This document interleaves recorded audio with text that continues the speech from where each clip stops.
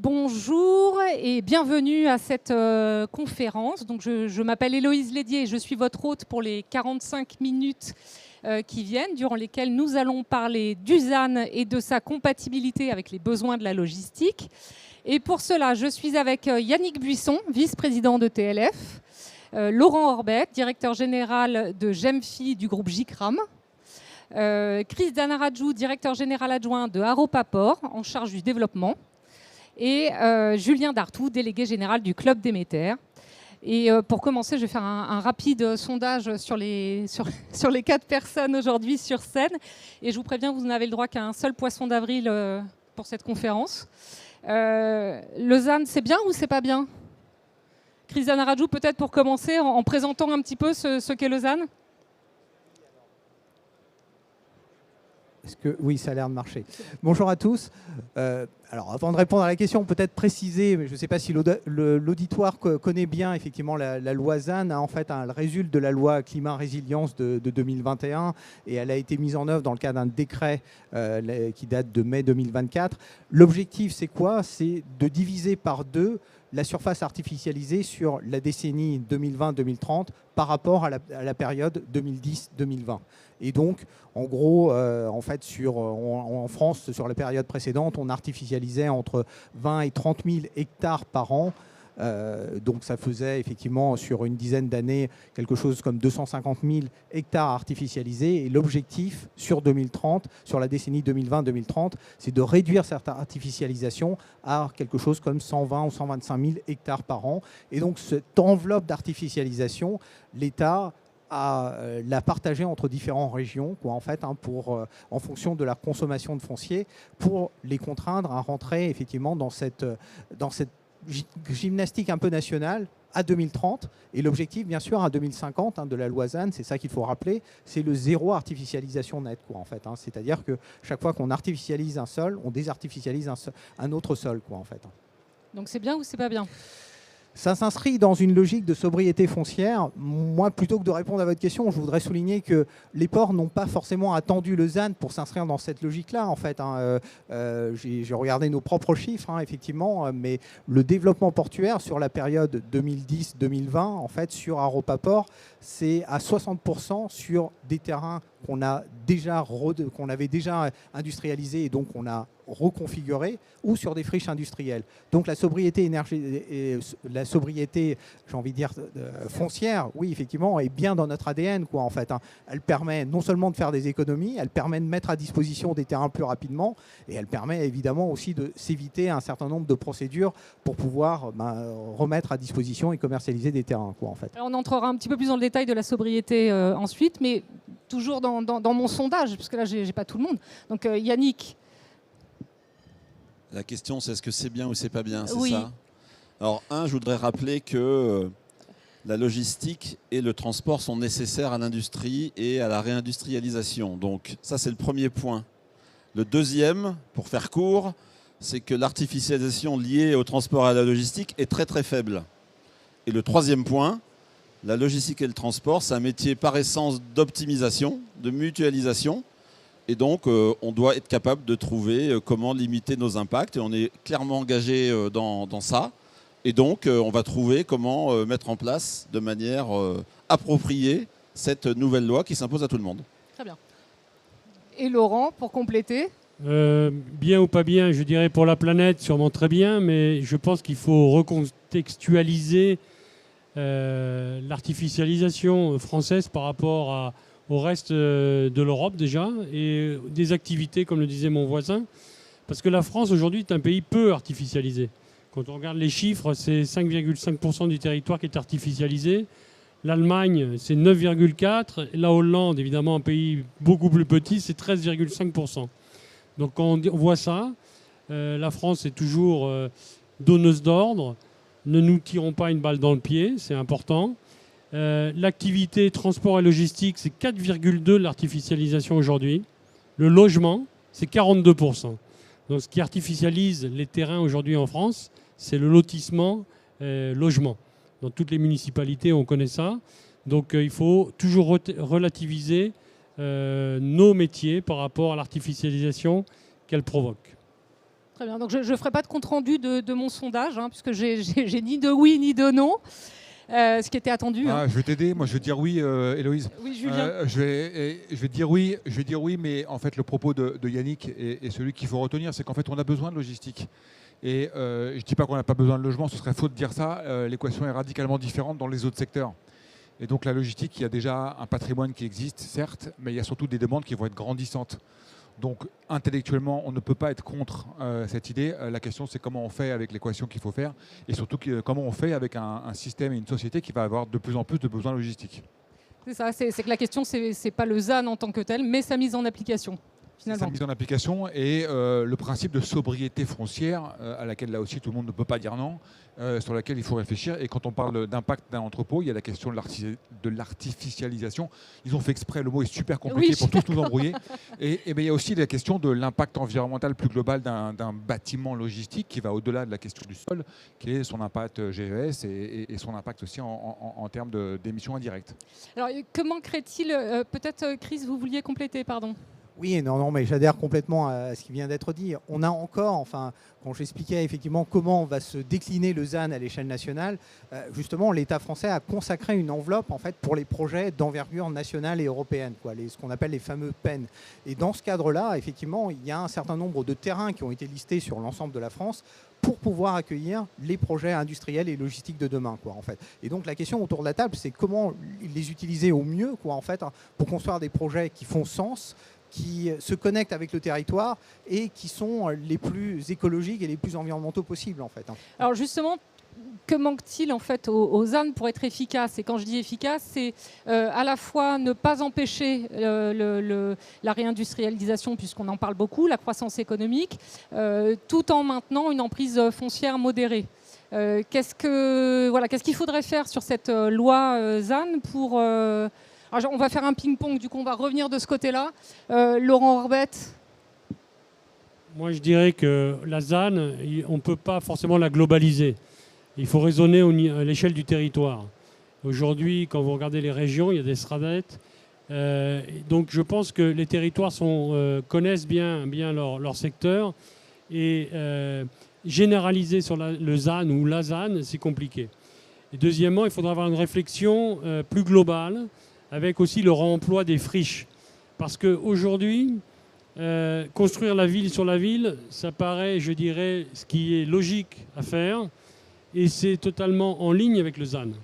Quand on réemploie des sites déjà artificialisés, on n'artificialise plus.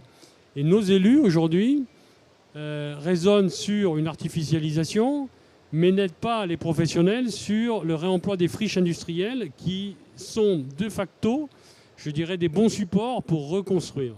Et donc ça, je dirais, la réflexion doit être élargie à la facilité pour les professionnels de réemployer des friches qui, toutes ne sont pas réemployables, mais je dirais, sont beaucoup plus ouvertes et destinées à des activités logistiques et industrielles que d'autres activités, parce que la compatibilité des sols l'est avec un usage industriel et pas avec un usage, par exemple, de logement. Oui, c'est presque étonnant en fait qu'à l'heure du ZAN, la réhabilitation de friches ne soit pas plus facilitée finalement. Tout à fait. On a Afilog a plein de pistes, je dirais, et de force de proposition auprès des élus. On a fait porter des amendements auprès de députés et de sénateurs. Certains ne sont pas repris. On ne désespère pas d'y arriver, mais on a des idées pour faciliter le réemploi des friches, qui n'est pas très aisé aujourd'hui en France. Yannick, un complément ? Bon, très clairement, je pense que tout passe par la concertation, la communication et effectivement regarder au-delà d'une application mathématique de la division par deux. Il y a probablement des logiques territoriales, des logiques de flux. Et effectivement, on est toujours dans cette conjonction transport-logistique. Plus on éloigne les entrepôts, plus on génère de transport. Donc la notion de barycentre est importante. La notion de où on positionne les entrepôts est importante pour générer le moins de kilomètres possible.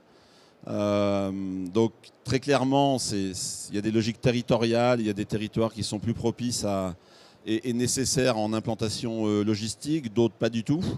Et donc probablement qu'il faut avoir une équation mathématique qu'il faut regarder d'un peu plus loin pour regarder effectivement les territoires à privilégier. Probablement des compensations d'un territoire à l'autre. D'accord. Nous, on est aussi pour un plan friche. Ok, il y a des friches. Comment on les utilise, comment on facilite l'utilisation, comment on fait en sorte que ces friches, ça soit plus facile de se réimplanter que si on partait d'un terrain vierge. Voilà. Et puis le dernier point, on veut promouvoir et on est tous engagés dans la transition énergétique, aller vers des moyens de transport plus propres, aller vers la multimodalité, le rail, le fluvial. Faisons en sorte que ces terrains qui sont emmanchés fer, comme on dit, ou embranchés sur du fluvial, je ne sais pas, peut-être qu'ils pourraient ne pas compter dans le ZAN, ou en tout cas avoir une démarche vertueuse. Voilà, il y a plein de pistes. Très bien. En tout cas, la concertation permettrait effectivement que le ZAN ne soit pas contre-productif, c'est-à-dire qu'on arrive à produire plus de pollution parce que l'entrepôt n'a pas pu être au barycentre. C'est le risque. Oui, c'est ça. Chris ? Non, la question de la relocalisation des activités, elle est au cœur du ZAN, en fait. Et aujourd'hui, plus que jamais, les ports sont l'endroit le plus pertinent pour réindustrialiser et pour repositionner des entrepôts logistiques. Pourquoi ? Parce que ces nouveaux projets rejoignent un écosystème qui est déjà existant, avec des réseaux qui sont déjà préparés, avec la possibilité évidemment de faire du trimodal, d'utiliser le fleuve, le fer, la route. Et donc ce sont des territoires qui sont pertinents pour accueillir les projets de demain. Et c'est pour ça que l'État, quelque part, nous a un peu écoutés là-dessus et a alloué effectivement une enveloppe de terrains artificialisés de l'ordre de 450 hectares en Normandie pour Aropaport et une trentaine d'hectares en Île-de-France. À nous d'utiliser ça au mieux pour attirer les meilleurs projets en faisant évidemment, en privilégiant les projets qui font sens sur notre territoire, qui apportent du trafic, qui s'intègrent à cet écosystème. Après, ce que je voudrais aussi rajouter, c'est qu'au-delà du ZAN, le ZAN, ça n'est qu'une première condition, en fait. Mais pour mettre en œuvre les projets, et les interlocuteurs précédents l'ont beaucoup dit aussi, en fait, il faut aussi avoir toutes les autorisations. Il faut avoir les autorisations aussi environnementales. Et il faut décliner aussi la séquence éviter, réduire, compenser sur chacune des parcelles, même quand les terrains sont, entre guillemets, des années, en fait. Et cette deuxième problématique, en fait, elle est aussi cruciale, pour déployer les projets. Et c'est là qu'effectivement, on manque encore de banques de compensation, on manque de méthodes, en fait, pour finalement, en fait, compenser les enjeux environnementaux, en fait, pour pouvoir décliner les projets les plus rapidement possible, en fait. Je complète un petit peu, parce que certes, les ports, mais il faut quand même arriver jusqu'au bassin de consommation. Oui. Donc la logistique ne peut pas se positionner uniquement... Oui, mais vous savez qu'Aropaport, c'est un corridor qui va du Havre jusqu'à Paris. Donc nous allons jusqu'au bassin de consommation. Et il n'y a pas que Paris. Effectivement. Julien, pour compléter, donc, sur ce qui manquerait aux ZAN... pour en faire quelque chose d'efficace. Ce qui est sûr, c'est la question des friches et des reconquêtes industrielles dans un monde où on a un peu désindustrialisé doit donner à la logistique qui est forcément en évolution de davantage de besoins. Faciliter l'accès à ces zones-là est un des leviers forts sur lesquels il faut pouvoir activer. Et puis encore une fois, pour prendre un tout petit peu plus de hauteur sur la localisation et l'utilisation de l'outil logistique, il y a la question ZAN, parce que c'est le sujet d'aujourd'hui, mais il y a la question de l'empreinte environnementale du site, et qui va de l'artificialisation des sols, mais qui va dans sa contribution aux émissions, tant dans son opération qu'aux outils qu'il met à disposition. Yannick l'a dit, et demain, dans une réflexion où on veut davantage de multimodalité ou des modes de transport repensés, cette notion de localisation et de construction de bâtiments doit être un atout quelque part, et peut-être aussi penser différemment le ZAN. Oui, en tout cas, une vision globale, c'est ce que disait Laurent tout à l'heure. Donc l'esprit du ZAN, tout le monde l'a rappelé, et puis c'est dans le titre, il s'agit de sobriété foncière. Comment devient-on sobre quand on est acteur de la logistique ? Parce qu'on a besoin de place pour stocker, on a besoin de place aussi pour les flux. Il faut penser aussi aux infrastructures. Voilà, comment on peut se mettre en œuvre la sobriété quand on est un acteur de la logistique ? Alors Yannick le dirait mieux que moi, mais la sobriété, d'abord pour un acteur de la logistique, la sobriété, c'est utiliser au mieux les moyens qui sont disponibles, c'est-à-dire faire plus avec moins. Et c'est un peu la raison d'être de tout acteur logistique, c'est d'utiliser au maximum ces moyens.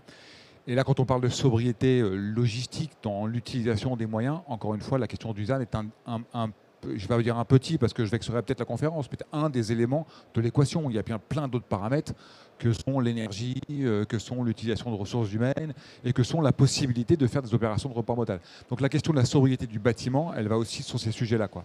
Nous, c'est un sujet sur lequel on travaille, qui est de dire mesurons l'empreinte environnementale des sites. Voilà ce que j'allais vous dire. Pour diminuer, il faut mesurer. Il faut mesurer. Voilà, pour diminuer, il faut mesurer. Aujourd'hui, chacun a ses petites mesures sur les bâtiments logistiques. Autant sur le transport, il existe des méthodes un peu et des standards. Sur la mesure de l'empreinte environnementale d'un bâtiment logistique, tous le font. Hein. On n'est pas en train de dire que personne ne le fait, sauf que tout le monde le fait avec des méthodes qui ne sont pas toujours les mêmes, quoi. Chacun n'a pas toujours les mêmes postes de mesure des émissions.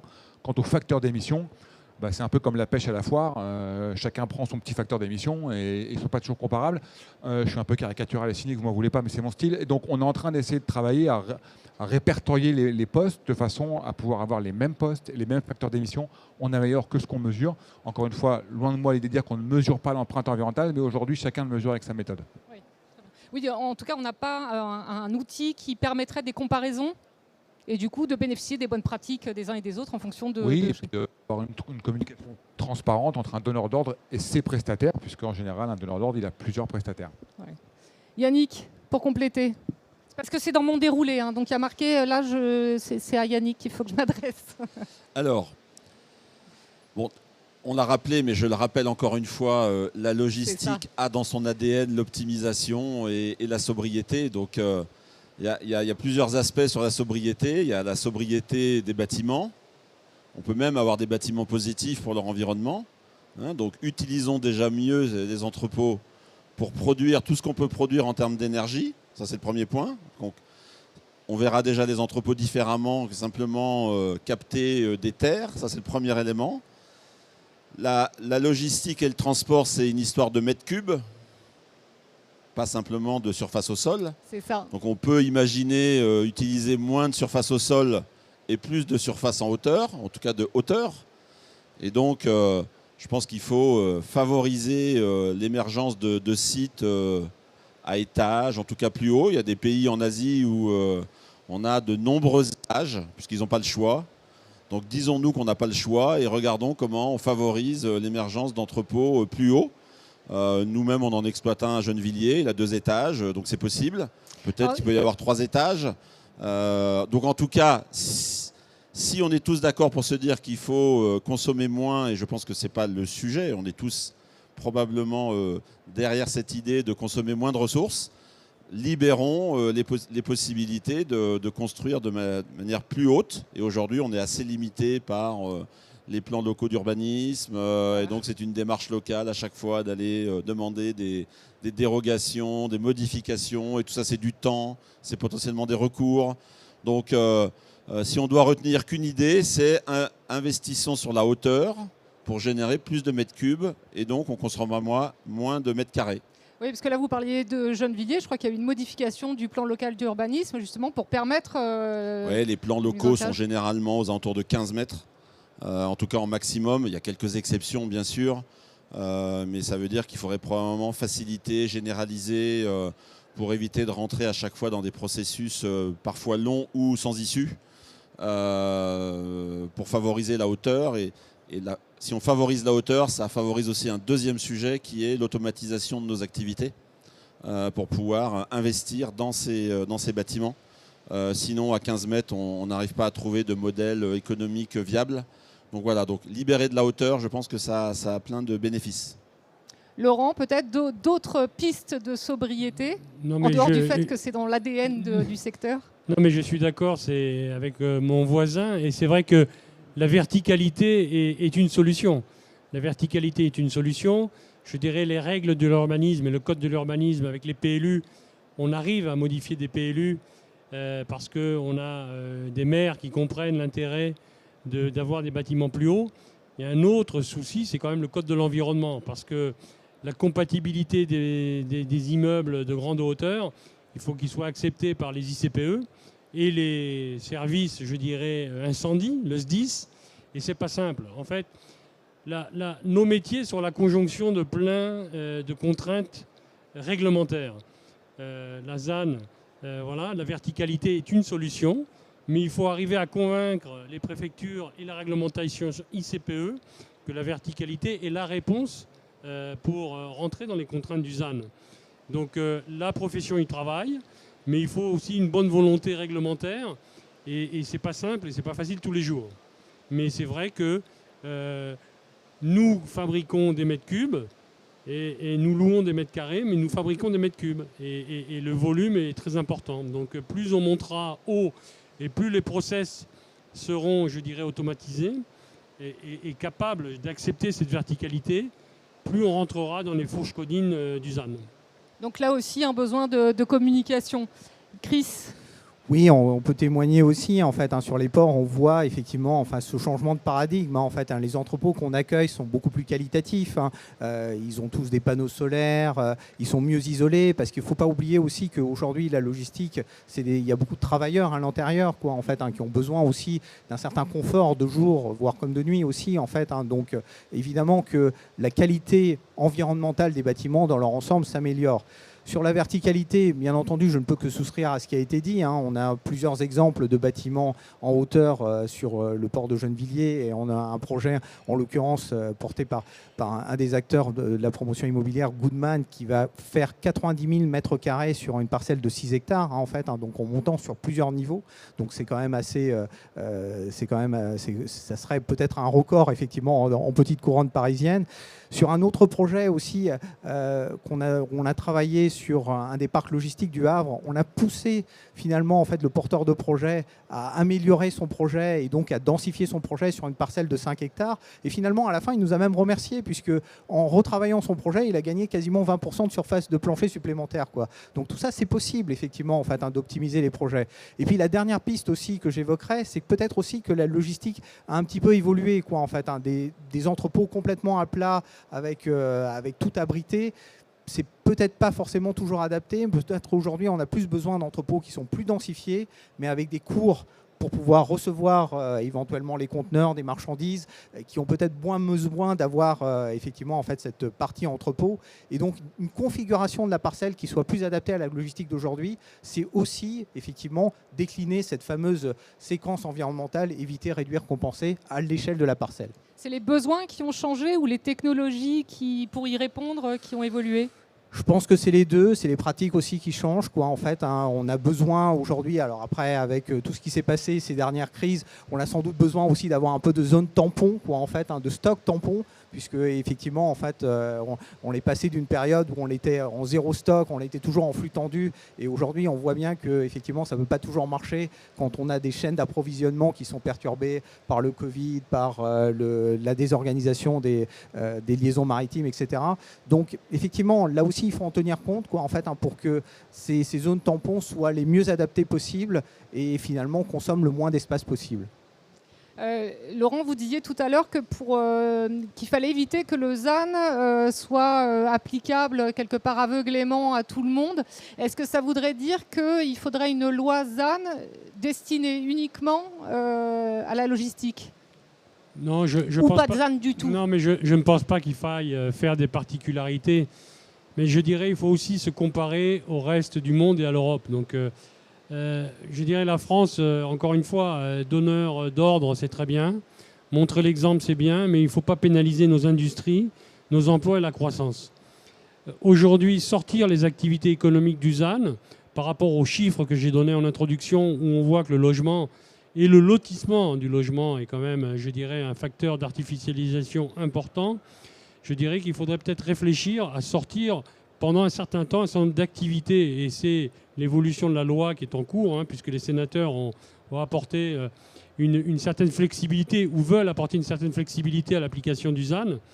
Mais c'est vrai que les activités économiques porteuses de croissance et d'emploi, il faudrait peut-être réfléchir à les sortir de la comptabilité du ZAN.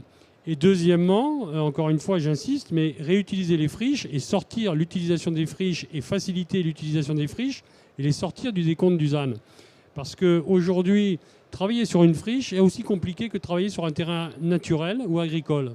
Vous êtes contraint à des relevés faune-flore, à des études de biodiversité, sur des sites artificialisés depuis des décades, des décennies, qui sont pollués, qui nécessitent des dépollutions. Et aujourd'hui, quand une activité industrielle est fermée depuis 4, 5, 6 ans, les services des préfectures vous disent, messieurs, faites les études faune-flore 4 saisons et regardez les mesures d'évitement, de réduction des impacts, voire de compensation. Donc comment réutiliser des friches qui sont plus coûteuses, où vous devez avoir des process de cessation d'activité plus longs, de la dépollution, et parfois vous avez des contraintes financières qui font que vous ne pouvez pas réutiliser la friche parce que c'est impossible au niveau de la biodiversité. Donc je pense que la réflexion du ZAN ne doit pas exclure aujourd'hui une réflexion beaucoup plus poussée sur les friches et encore une fois se comparer aux autres pays européens, et je ne dis pas des pays mondiaux parce qu'il y a des pays évidemment qui, le ZAN, ils en sont à des années-lumière et ils n'y seront jamais, donc c'est sûrement très dommageable pour la planète et l'air qu'on va respirer, mais je dirais ne soyons pas plus coercitifs que d'autres économies au regard des chiffres macroéconomiques de notre pays.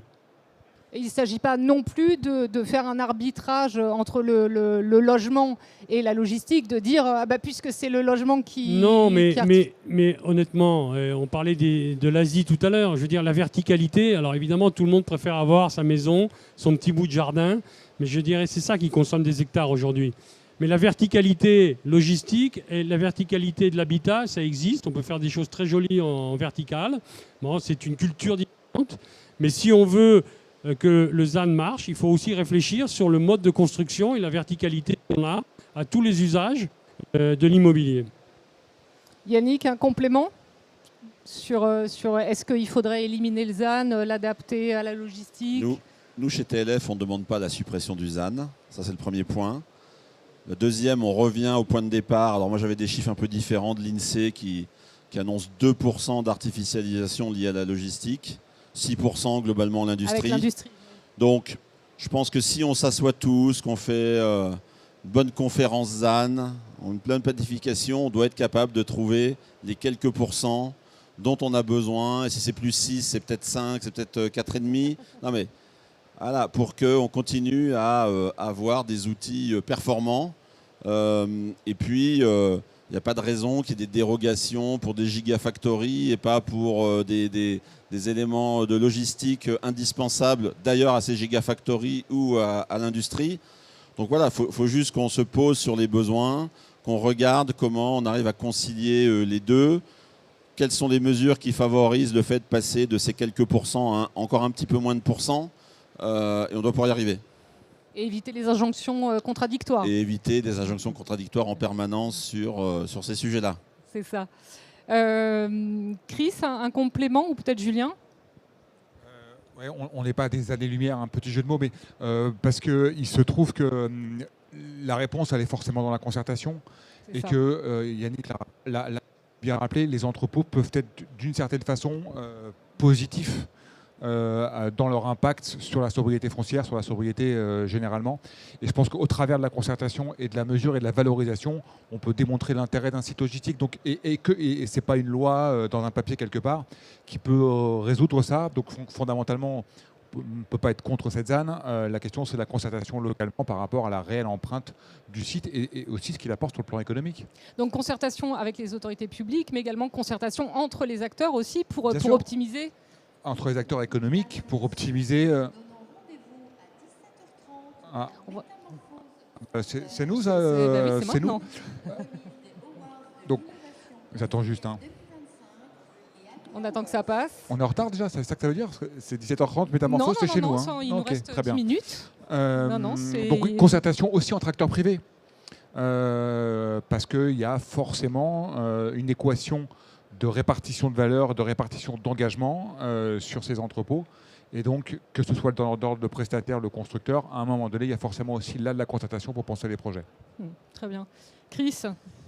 Peut-être aussi une des vertus, si on peut dire, du ZAN, c'est de pousser à cette planification finalement entre le développement et la restauration et la préservation écologique. En fait, elle doit pousser en fait, cette loi à une réflexion beaucoup plus profonde sur quels sont nos espaces de développement économique, et quels sont nos espaces de préservation environnementale. En fait, Et c'est cet exercice-là que nous, on mène effectivement sur Aropaport pour dire tel terrain, c'est vraiment pour des projets industriels ou logistiques, et tel autre terrain, parce que ça fait aussi partie de notre mission, en fait, c'est des terrains à vocation de préservation écologique. Et c'est dans cette planification qu'on arrivera effectivement à traiter cette question des friches, quoi, dont on parlait dans le cadre de cette table ronde. Effectivement, en fait, aujourd'hui, développer certaines friches, certaines zones finalement industrielles qui avaient vocation à devenir à accueillir du développement industriel, aujourd'hui, il faut qu'elles gardent cette vocation-là, quoi, et qu'on facilite effectivement le développement de projets sur ces zones-là plutôt que effectivement en fait réutiliser des terrains greenfield, quoi, en fait. Donc en fait, la loi vient pousser un petit peu en naturel.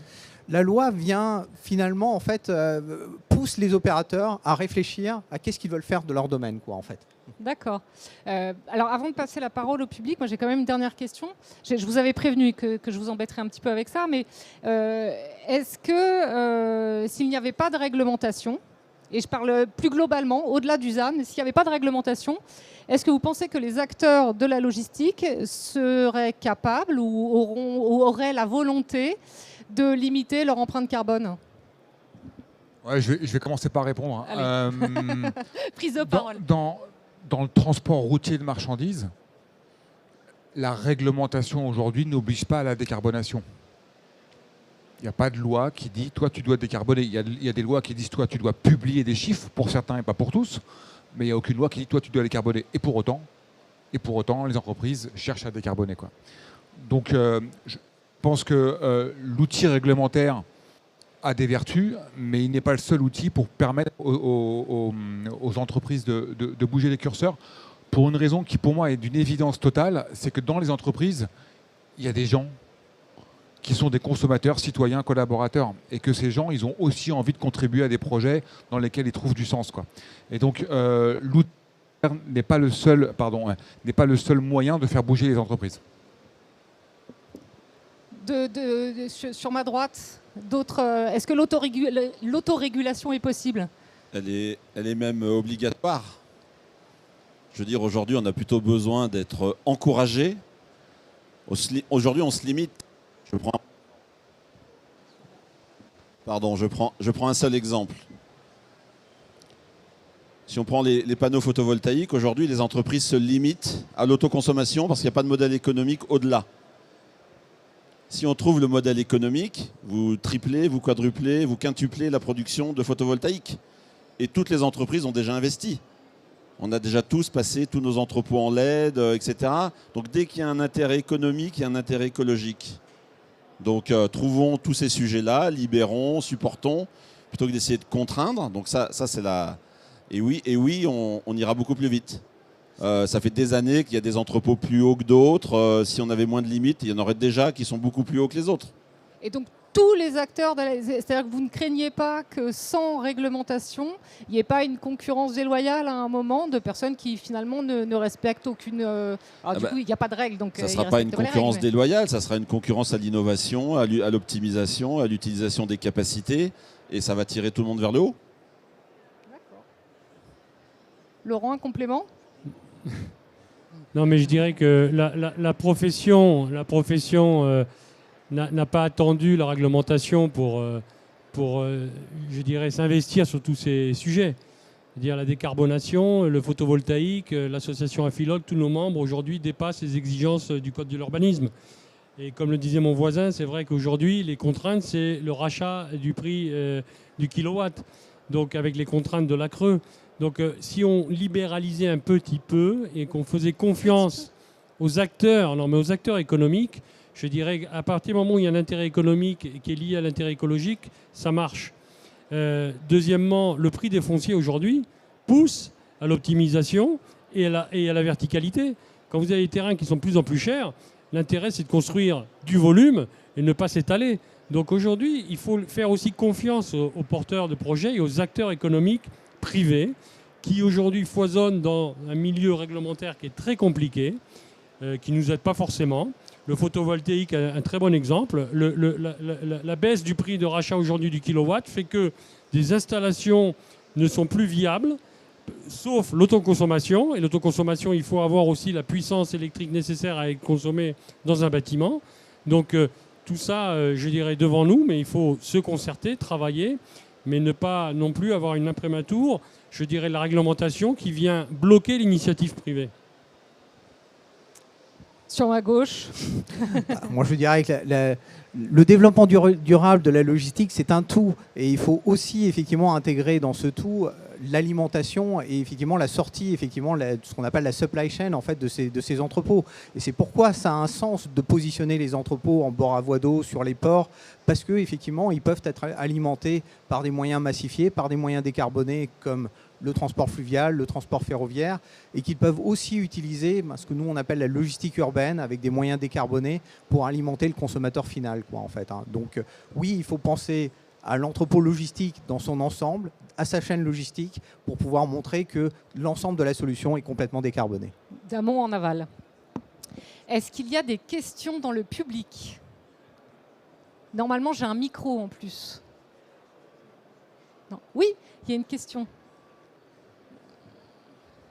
Merci. Ici. Oui, bonjour Louis Guarino pour le bulletin des transports et de la logistique. Merci infiniment pour votre exposé.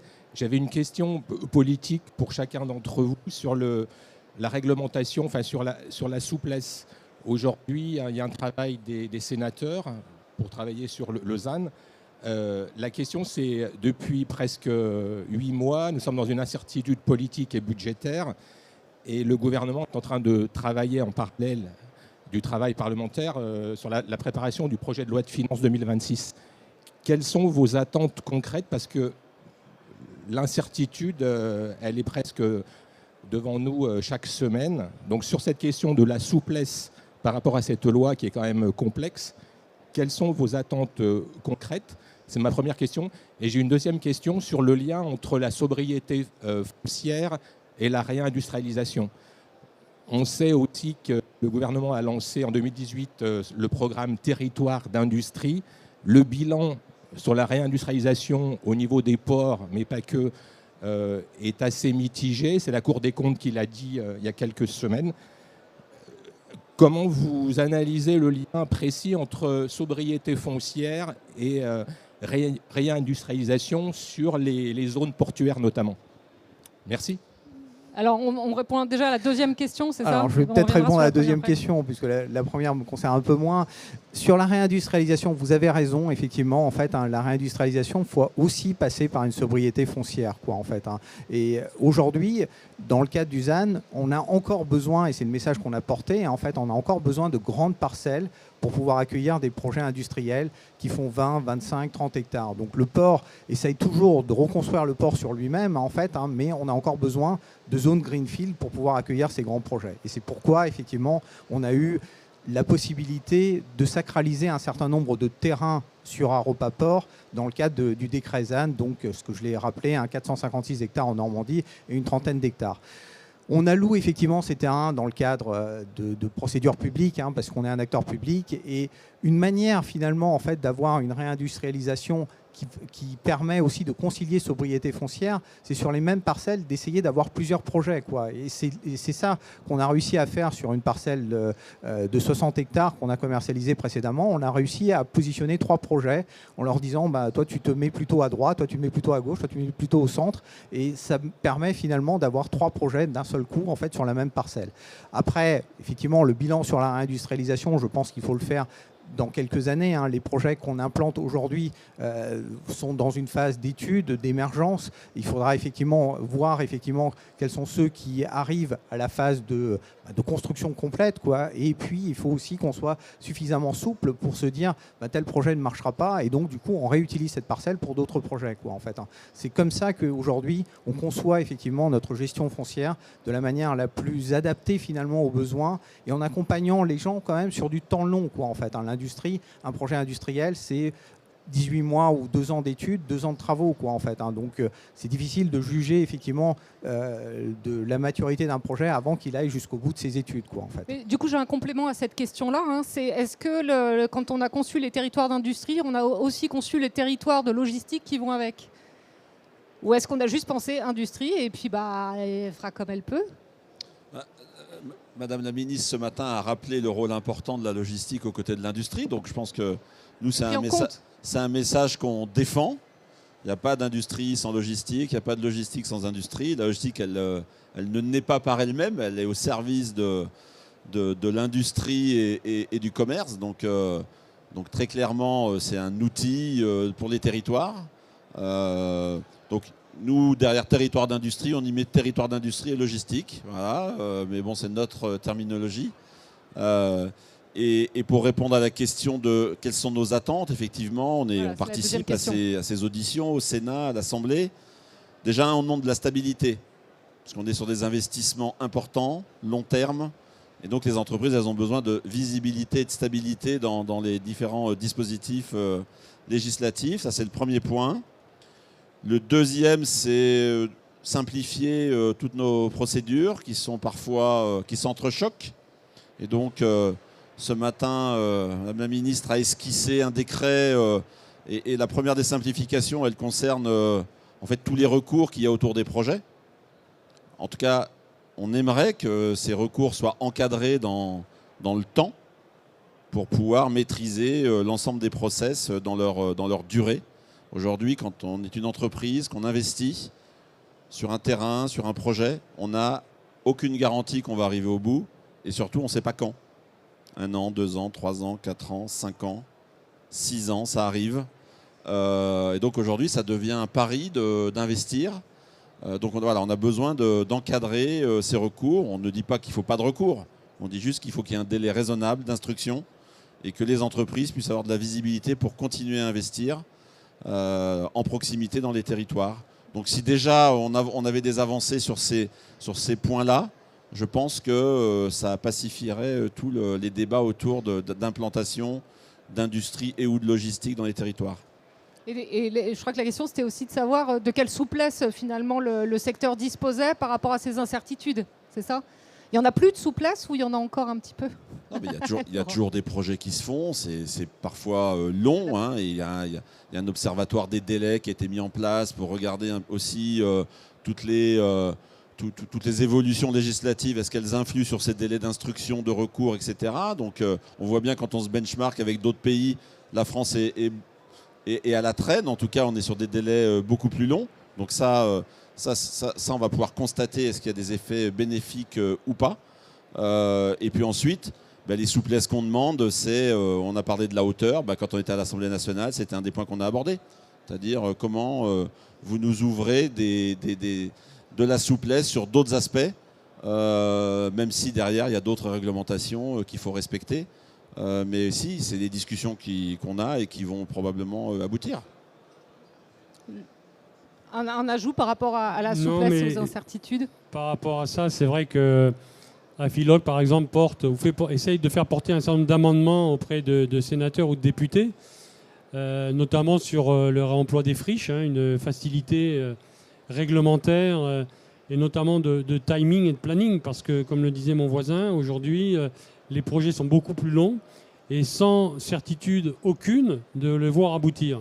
Parce que c'est vrai que les voies de recours à tous les stades, c'est très bien, mais comme vous savez que les recours sont instruits par les tribunaux administratifs et les tribunaux administratifs sont engorgés. Aujourd'hui, une première instance, c'est 1 an, 1 an et demi. Une procédure d'appel, c'est 2 ans ou 3 ans.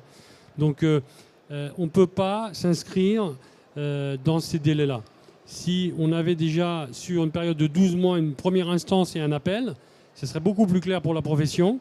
On pourrait, afficher à nos clients industriels ou logisticiens, ou les deux d'ailleurs, des délais beaucoup plus comparables à ce qu'ils trouvent ailleurs en Europe, avec des certitudes beaucoup plus fortes. Et donc ça, c'est le travail que l'on fait. C'est vrai qu'on a l'écoute de certains sénateurs, l'écoute de certains députés. Encore faut-il que leurs amendements soient portés et soient repris dans la loi. Et ça, c'est une autre étape.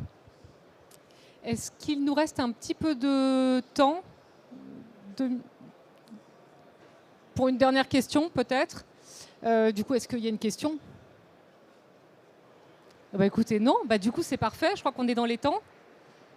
C'est bon. Merci beaucoup. Merci à tous pour votre attention. Et puis, merci aux intervenants.